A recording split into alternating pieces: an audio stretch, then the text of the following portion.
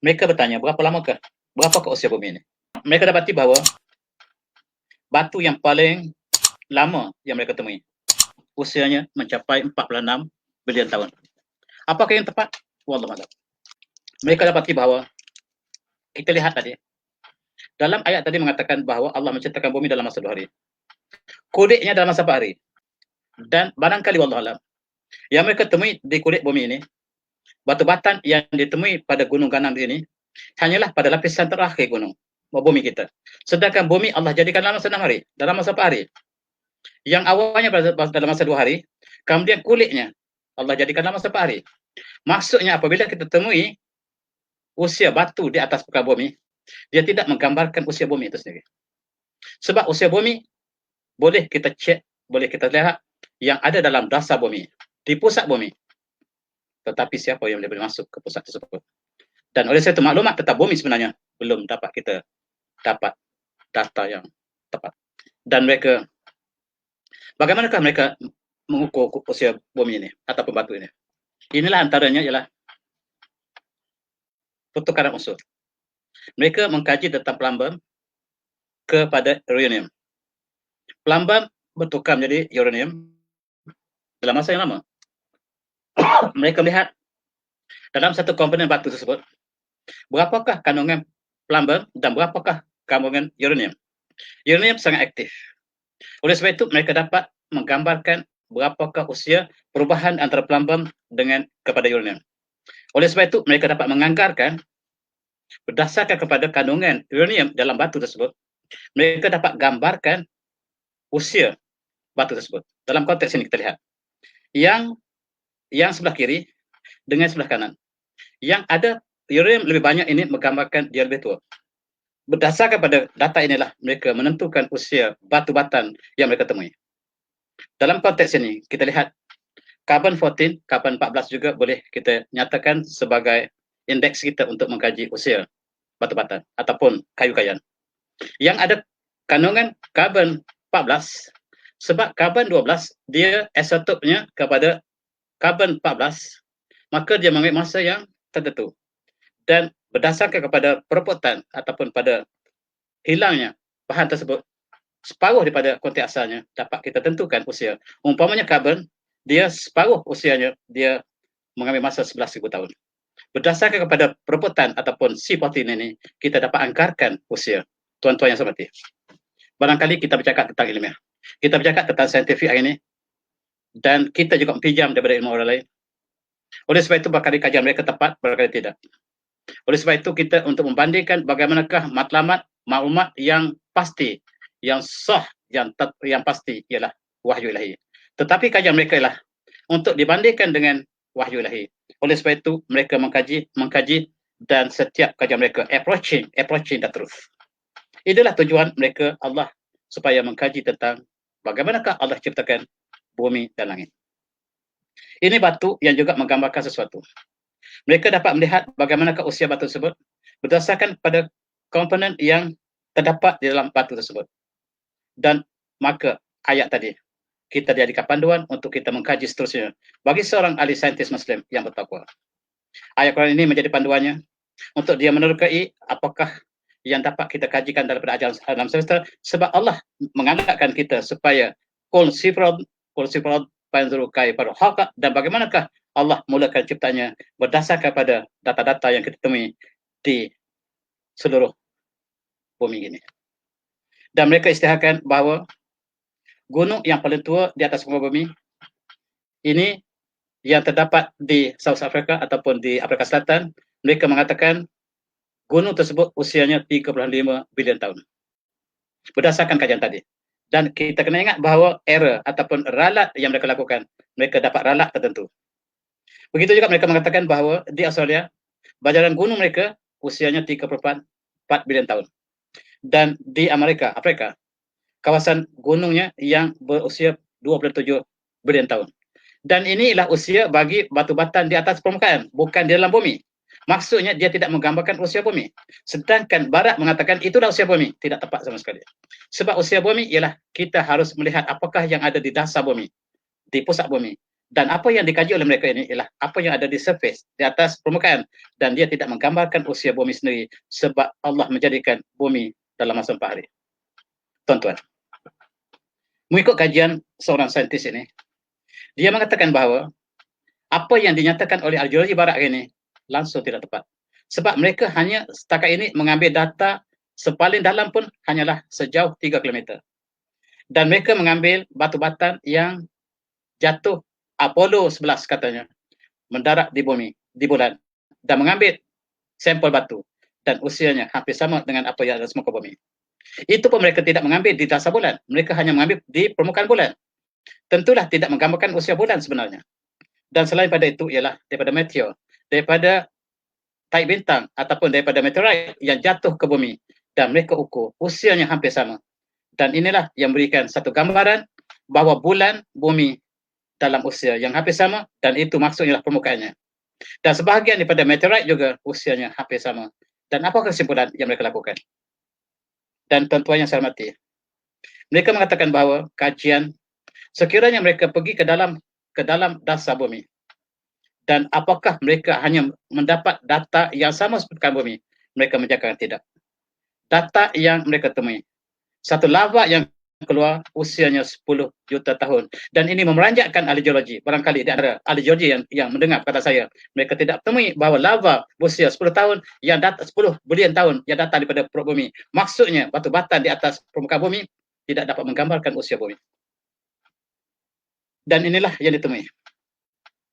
Batu yang ditemui daripada bakau ni, daripada letupan gunung berapi, yang mereka temui ialah 10 bilion tahun. Dan ini meranjakkan sebab mereka mengatakan paling tua bumi usianya 46 bilion tahun. Tiba-tiba ada data yang sebaliknya. Dan ini sudah mencapai, sudah hampir dengan usia langit yang mereka sebut sebagai 12 tahun, 12 bilion tahun. Dan sekarang mereka temui batu yang usianya 10 bilion tahun yang datang daripada perut bumi. Dan ini menimbulkan satu kajian yang menafikan hasil mereka terdahulu. Kajian mereka dahulu, mereka mengatakan bahawa usia yang paling tua di atas muka bumi ialah 46 bilion, sedangkan batu ini menggambarkan 10 bilion tahun. Dan teori yang mereka mengatakan bumi lebih muda daripada langit sekarang sedang dipersoalkan. Tuan-tuan yang saya hormati, di antara yang mereka temui di atas muka bumi yang paling tua ialah yang mereka sebut sebagai zircon ini. Sekarang saya bercakap macam ahli geologi. Saya minta maaf, saya bukan ahli geologi, saya hanya meminjam ilmu mereka. Saya ulang balik apa yang mereka sebut. Dan zircon ini ditemui di satu kawasan dan usia di Australia, dan ditemui usianya adalah 4.3 bilion tahun. Bagaimana mereka ukur? Itulah cara yang mereka ukur tadi, berdasarkan kepada indikasi tentang reaktif yang ada dalam bahan ini. Tiba-tiba mereka temui bahawa zircon ini bukan berasal dari bumi. Dia adalah daripada meteorit, dan dia tidak memberikan gambaran bahawa usia bumi, bahawa dia bukan datang asal dari bumi. Dan inilah ditemui meteorit yang paling tua di atas muka bumi.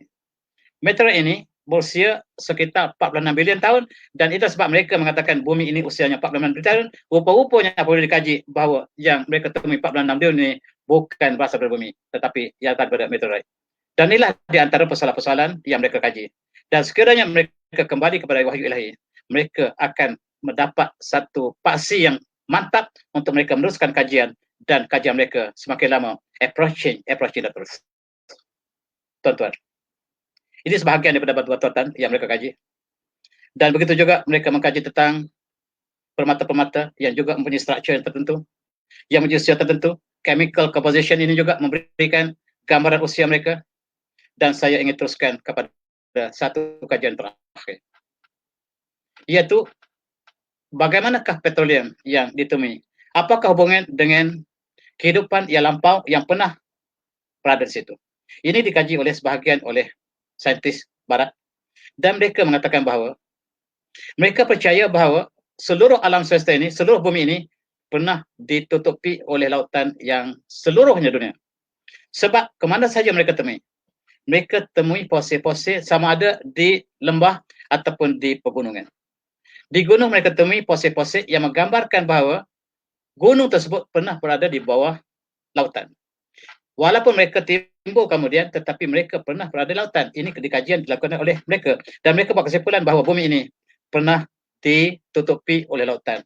Sebab mereka temui fosil-fosil seperti kerang, seperti siput dan sebagainya. Dan ini jutaan tahun yang lepas. Maksudnya pada masa dulu, kawasan pegunungan itu pernah berada di bawah lautan. Dan kajian ini ada gunanya untuk kajian tentang petroleum. Mereka temui belangkas. Belangkas yang temui hidup jutaan tahun lepas sama seperti belangkas sekarang. Tidak ada perubahan. Dan inilah yang mencabar data-data yang dikaitkan dengan evolusi. Dan mereka mengatakan daripada monyet menjadi manusia. Manusia ada bilion, 6 bilion, 7 bilion sekarang. Dan monyet ada 1 atau 2 bilion. Mereka temui monyet, mereka temui manusia. Tapi mereka tak pernah temui di antara manusia dan monyet. Dan bagaimanakah mereka ingin mengatakan bahawa daripada monyet berevolusi menjadi manusia, sedangkan monyet masih ada, manusia masih ada, dan tidak pernah temui antara makhluk perantaraan. Inilah yang dikaji oleh geologi dalam konteks umat Islam. Tuan-tuan yang saya hormati. Mereka membuat kesimpulan, bukan umat Islam. Mereka mengatakan bahawa bumi kita ini satu masa dulu disebut sebagai water world. Wahawanya penuh ditutupi oleh lautan. Dan ini sangat sesuai dengan hadis yang diriwayatkan oleh Rasulullah yang barangkali kita bincang dalam kuliah lepas. Dan mereka mengatakan bahawa seluruh bumi kita satu masa dulu ialah lautan. Dan kita lihat itu laut akan berkeliaran di seluruh bumi. Dan tempat yang muncul, mula-mula sekali muncul di tengah-tengah lautan ialah di Kaabah dalam konteks hadis Rasulullah. Dalam konteks geologi, mereka mengatakan pola yang pertama ialah datang daripada gunung berapi yang meletup daripada dalam pusat bumi dan keluar ke permukaan lautan dan menjadi pulau pertama. Dan itulah yang mereka sebut sebagai pulau, sebagai asas yang pertama bumi yang muncul di tengah lautan. Maksudnya, gunung ini pernah berada di bawah lautan sebab dia baru muncul. Apa fosil di atas pegunungan ini kan dia pernah berada di bawah lautan. Dan ini memberikan maklumat kepada mereka. Mereka mengatakan secara yakin bahawa satu masa dulu bumi dikenali oleh lautan seluruhnya. Kemudian timbul daratan, timbul pulau-pulau yang menjadi benua, pulau dan sebagainya sekarang. Dan kemudian Allah himpunkan bekukan air di kawasan utara dan selatan yang menyebabkan timbulnya daratan. Dan daratan inilah yang kita sebut sebagai benua dan bumi daratan yang kita saksikan sekarang. Mereka temui fosil-fosil yang banyak di kawasan pegunungan. Menunjukkan bahawa apa yang sebutkan tadi ialah mereka yakin banjaran gunungan itu pernah berada di bawah lautan satu masa dulu. Dan ini ilmu yang mengkaji tentang fosil siput-siput yang kecil ini dipanggil ilmu paleontologi yang jadi asas untuk kajian tentang penemuan minyak, petroleum dan sebagainya. Sebab adanya hidupan ini menggambarkan ada hidupan lain yang juga bersama-sama mereka dan mereka telah musnah tetapi mereka meninggalkan minyak dan sebagainya untuk disedut kegunaan untuk manusia moden hari ini. Inilah yang dikaji dalam dunia moden ini. Mereka mengkaji sama ada di daratan ataupun di bawah lautan. Rupa-rupanya di bawah lautan ini ada lapisan demi lapisan. Dan apabila penggayaan dilakukan ke dalam dasar di bawah lautan, mereka masuk ke dalam bawah dasar lautan dan mereka temui fosil-fosil yang tersembunyi ataupun yang tertimbus di situ. Di situ ada kemungkinan ada bahan petroleum dan sebagainya. Dan mereka melakukan kajian cari gali dan sebagainya. Saya minta maaf kepada tuan-tuan yang terlibat dengan Petronas yang jauh lebih tahu pada saya tentang peristiwa ini, tetapi saya melihatkan bagaimana hubungan dengan ayat Quran yang kita bincangkan tadi. Dan inilah menghasilkan satu hasil yang besar hari ini, ialah petroleum. Yang apabila diproses menghasilkan petrol, menghasilkan nafta, menghasilkan kerosin, diesel dan sebagainya. Dan kandungan di dalam kawasan ini menggambarkan kawasan itu pernah hidupan laut yang pernah berada di situ dan sekarang telah tertutup lapisan demi lapisan dan dia menghasilkan minyak yang sangat berharga hari ini dan diproses untuk menghasilkan minyak kegunaan manusia moden hari ini dalam bentuk fluorokarbon asal ataupun sebagai asas kepada tenaga moden hari ini. Tuan-tuan yang saya hormati, bumi Arab mempunyai banyak petroleum, bahkan pernah menjadi pengeluar petroleum terbesar dunia, dan mereka menjangkakan bahawa seluruh semenanjung Arab ini di bawah lautan semasa dulu. Di dalam buku Tahqiq Ma'al Hind ditulis oleh Al-Biruni dalam kurun ke-10 lepas. Dia mengatakan bahawa dia berdasar kepada kajiannya fosil dan sebagainya. Dia mengatakan seluruh semenanjung Arab ini berada di bawah lautan. Dan hari ini kita temui dengan petroleum banyak yang berada di semenanjung Arab ini menggambarkan apa yang disebut oleh Al-Bruni tadi tepat. Dan kita bandingkan dengan hadis Rasulullah. Rasulullah juga mengatakan bahawa seluruh semenanjung Arab ini berada di bawah lautan. Tempat yang terawal muncul di tengah-tengah lautan itu ialah tempat Kaabah sekarang. Dalam konteks ini, kepada ahli geologi yang Muslim, kita dapat buat kesimpulan bahawa bumi yang pertama muncul di tengah lautan ialah tempat Kaabah. Maksudnya gunung ganang di sini Kaabah itu gunung yang paling tua, tetapi setakat ini tidak pernah ada kajian yang mensabitkan bahawa usia batu batan yang paling tua yang dapat disabitkan dengan batu batan sekitar Mekah. Sebab kita tidak mengkaji barangkali. Tuan-tuan yang saya hormati, inilah yang dikaji bahawa seluruh alam semesta ini ataupun bumi kita diliputi oleh lautan yang sangat dalam. Dan kita lihat inilah kehidupan yang terperangkap di bawah jutaan tahun lepas, dan sekarang kita dapat kesan melalui penemuan gas, petroleum dan sebagainya. Dan dalam konteks ini kita lihat lapisan-lapisan inilah, walaupun sekarang dia sudah menjadi gurun pada pasir di atasnya, tetapi di bawahnya dulu pernah melalui satu zaman yang penuh dengan kehidupan lautan, dan disitulah sumber kepada petroleum kita hari ini, sehingga kita dapat menyedut kembali petroleum yang banyak. Inilah gambarannya. Gambaran inilah sebab gas dan minyak yang terperangkap ini berada di atas air. Dan oleh sebab itu disedutnya ke atas dan kita menghasilkan sumber tenaga yang sangat-sangat berguna hari ini. Dan inilah yang dilakukan oleh negara pengeluar minyak terbesar dunia ini, termasuklah negara Arab, termasuklah Amerika, Rusia dan sebagainya. 10 negara yang paling tinggi menghasilkan minyak petroleum dalam konteks yang kita sebutkan tadi. Kajian ini kita dapati apabila kita mengkaji tentang kaji bumi. Tentang bumi, maka maklumat tentang gas dan sebagainya diperolehi, maka pengeluaran yang tertinggi sekarang. Dalam tahun 2020, yang paling tinggi saya sangkakan Arab Saudi, tetapi telah diambil alih oleh USA. Amerika telah mengambil sebagai pengeluar minyak yang terbesar dunia, diikuti oleh Arab Saudi, Rusia, Kanada, Iran dan lain-lain. Dan inilah di antara sumber tenaga yang penting dalam kehidupan manusia moden hari ini.